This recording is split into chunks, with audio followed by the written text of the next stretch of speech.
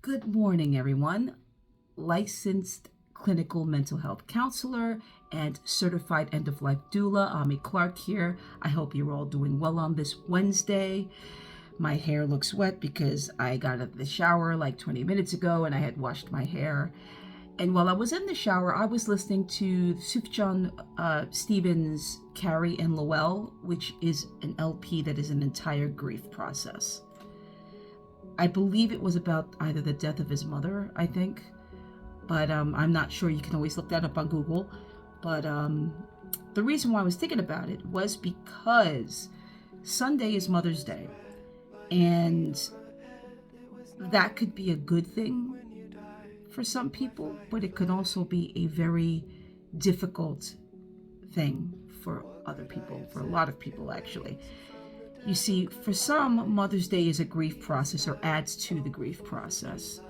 And that is for those who have lost their mother to death and for those who have had to cut their mother off because of her abusive behavior growing up and she hasn't changed. Those are two types of grief processes.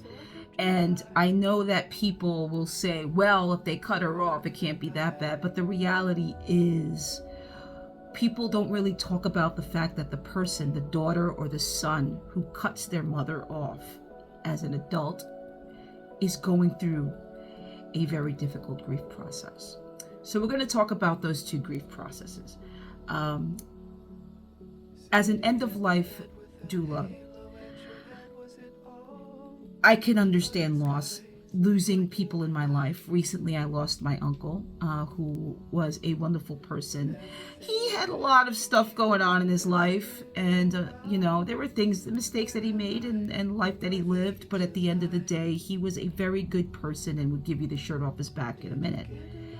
And when I think about him, I think about the grief process that my father is going through. All of our grief processes are different. They're not all the same for everyone. And what my father is going through is a big grief process because that was his brother. So I think about that, and I think about people who've lost their mother and how Mother's Day is going to be very difficult for them. I lost my mother-in-law back in about going on 3 years in November of 2021. And that was my husband's mother, and he was pretty close to her, and he still grieves. I may not always see it because grief is not something people always see, but this is going to be a hard day for him as well. So when Mother's Day happens, if you've lost your mother to death or you've cut your mother off due to abuse in her behavior, just remember that your grief process is yours, and no one can tell you how to grieve or for how long. And also know that that day could be a day for you to take care of yourself and celebrate you.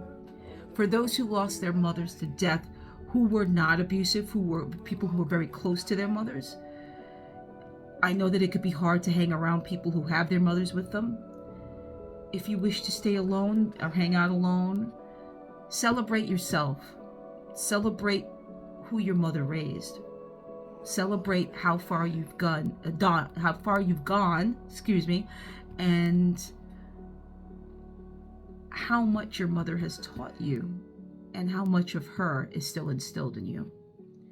For those who had to let go of their mothers because of their abusive behavior and have gone no contact, this is also a grief process. Take care of yourself. Practice whatever self-care you have the time to practice, as long as it doesn't hurt you or others. And remember that you are not your mother, that you are you, that you have a right to feel the way you feel, and that it is okay. You do things to keep yourself safe, and you're entitled to your peace. And that's my message to those who have had to cut off their mothers and go no contact. So remember to practice whatever self-care you can on that day, and for those whose mothers are still with us and have a good relationship with their adult children. Happy Mother's Day.